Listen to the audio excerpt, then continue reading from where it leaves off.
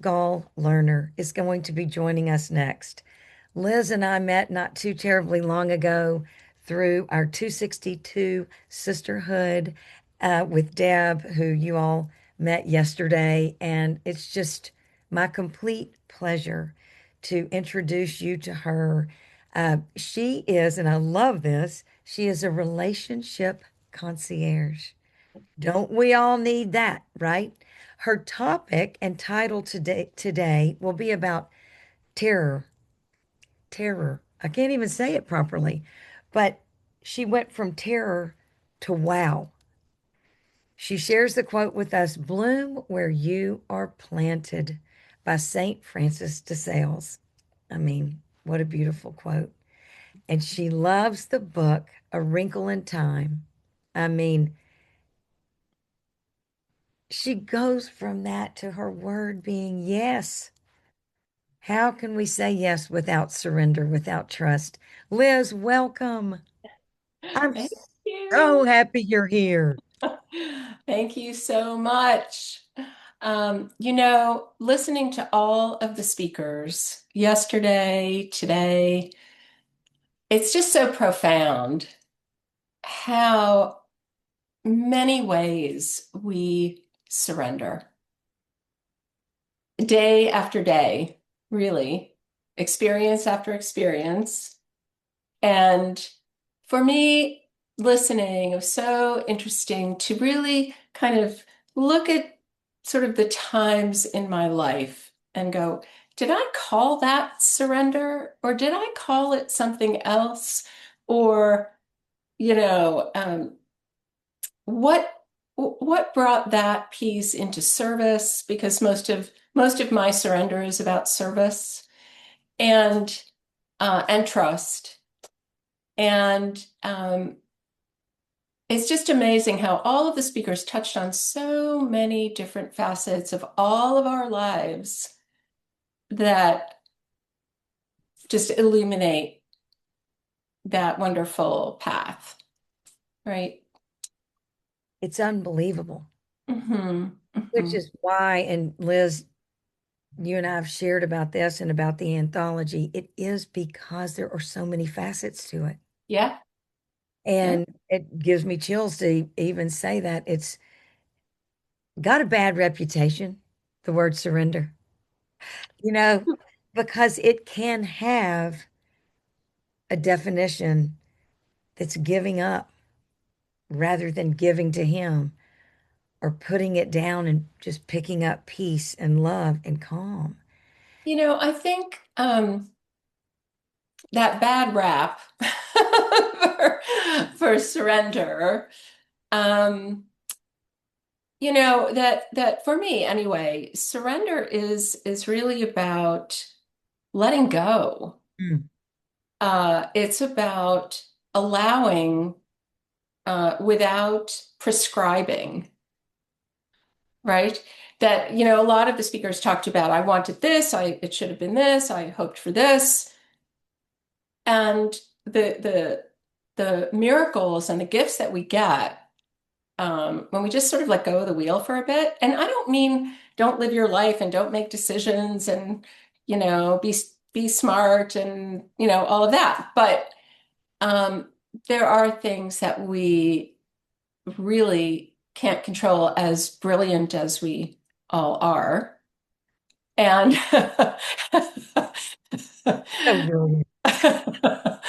and and sometimes you just have to trust Mm.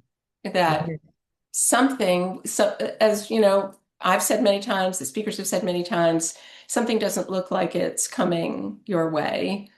A door closes, or that your the sadness of many things happens. Mm.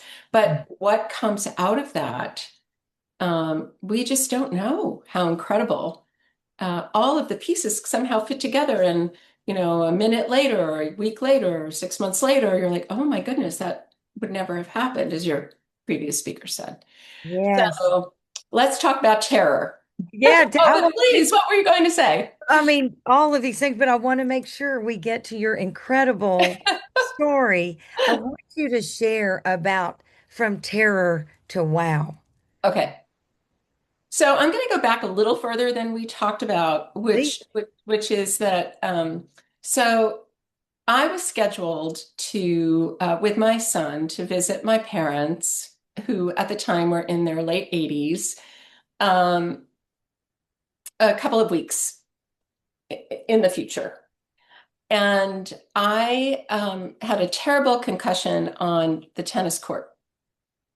Um, and it was so bad that I needed to be really sequestered for a couple of weeks, Mm. just in a dark room, essentially. And unbeknownst to me, my mother's physician had taken her off blood pressure medicine and told her and told my father to uh, monitor the blood pressure, her blood pressure, which, I mean, my parents were very with it. They traveled at the time, et cetera, et cetera. They were very fit. But you don't really tell, my hope is no other doctor would tell an 87 and an 88-year-old Stop to taking your medicine. just monitor and we'll see how to change the medicine, right? God. So, um, as mothers, right, we also are caregivers, and uh, my son also happened to have some medical thing happen. And so in my mind, I was like, okay, I'm done taking care of me. Uh, I'm back on duty. And I get a phone call that my mother had a stroke. Mm. Where did she have the stroke? She had a stroke coming out of the gym. Oh my God. They were getting ready to go on a trip to France. Yeah. Okay. So I'm not healed and I need to go home and do whatever it is that I can do. And my mother was a hospital administrator. I knew a lot about medicine and medical settings and what to do and all of that. So I was prepared, but I wasn't well um, when I went. The tricky thing for me was that if I had been there, which I would have been, my feeling was that she wouldn't have had the stroke, Hmm. right? Because I would have been on it. Like, what do you mean the doctor told you not to take your medicine, right? And of course, there's that illusion that we can control things in a particular way. Like, oh, it was, but it's her story, it's her path. I can't control her story, right? But the feeling at the time was, if I hadn't been injured, if I had been there, it wouldn't have happened at all. Okay. Right. So my parents are New Yorkers and they are very um, bullheaded, were very bullheaded and refused help. And I finally convinced them to have help. And then um, when my mother was released from rehab, it was again, how do we get help? Yes. And there was a moment where I had lined everything up and then everything fell apart.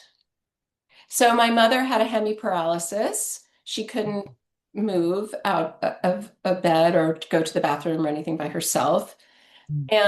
And I get a call that whoever was coming to help for the next two shifts was not coming. Oh God.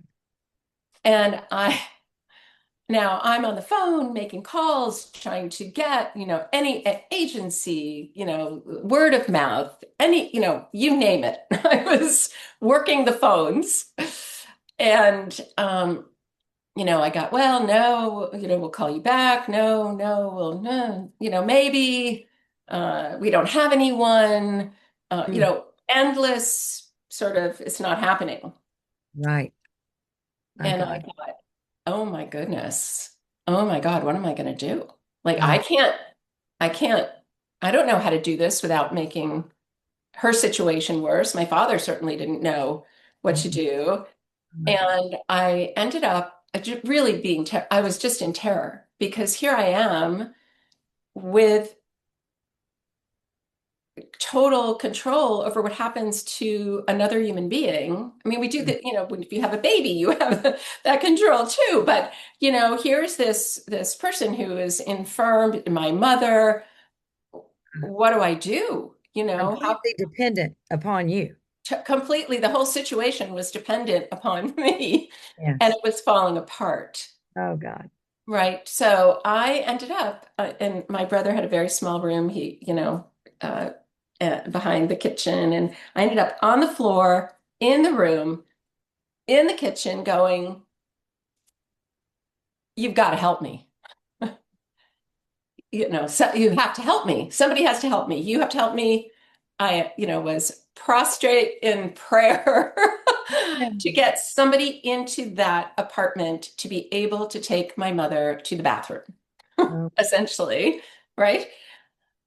And I'm back on the phone. I'm in tears. And then I'm like, okay, back on the phone, trying to call. Da, da, da. Nothing, nothing, nothing. I hang up the phone. And this is when I guess there was call waiting, but oh, I don't know, maybe not on that phone. It right. was a dial phone. Right. And and I get a call and this woman was coming. Mm, She was that's coming. And it was like, wow, like we are never alone. never We are alone. never alone. And even in the darkest moment, you just don't know what's going to happen. And so this woman came and she did a double shift and we never saw her again. Which is amazing. We never saw her again. We had, other people that were supposed to be there came, we managed our situation. Um, but she came and she helped and everything for that moment was, just we were holding on to the hatches there. Liz, first of all, I appreciate that so much. And I know so many in the audience, those that are dependent upon others and those they are dependent upon. Hmm.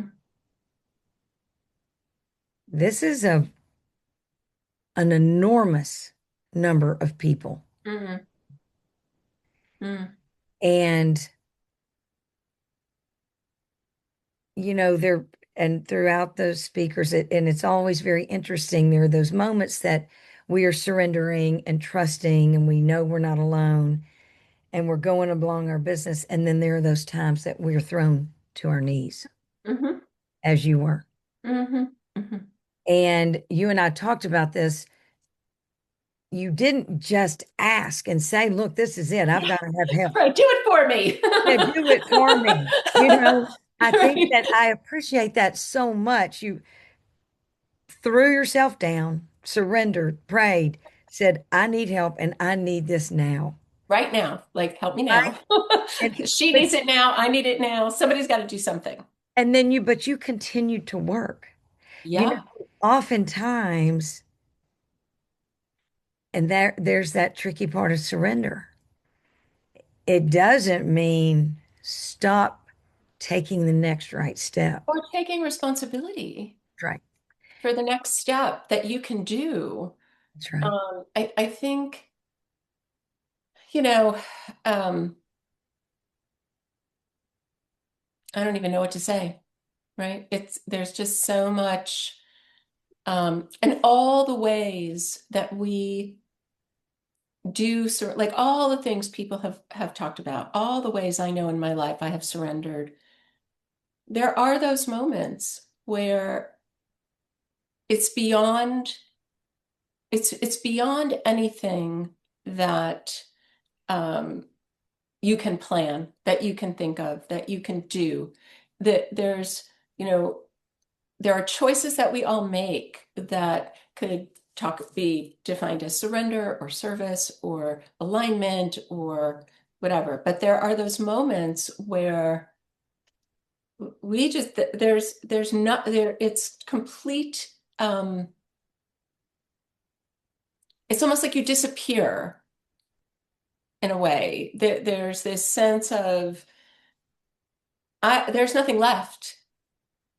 There's nothing left. So there has to be something, right? Mm, There has to be, you know, uh, and believing that I mean, in order to pray, in order to ask, in order to um, believe hmm. in some way, you have to believe something. You have to believe something in order to even have the concept, right?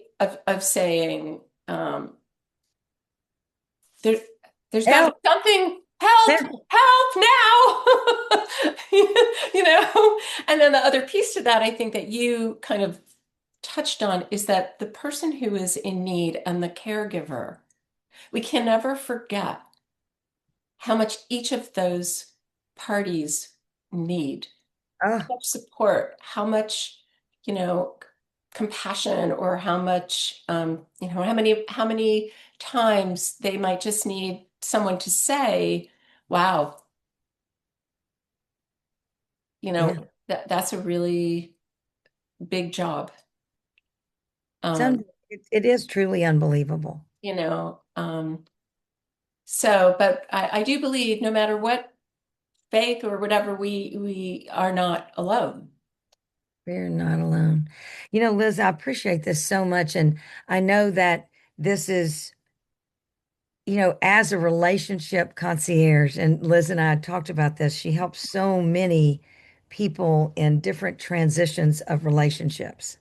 Right. So it's not a matchmaker. I've gotten a lot of feedback that relationship No. concierge is people think it's a matchmaker, but it's really about how people communicate in relationship and transforming relationship and Yes. understanding. Yeah. And I think there's a lot of surrender and asking for help in relationships. Yes. And Yes. and so I think that I mean, you're such a lovely person and I know the gift of and everyone all the ways to follow and to get Liz's book. She's an incredible author and the way she helps everyone and really sometimes it's in relationship with ourselves. So actually, I believe that's the most important relationship.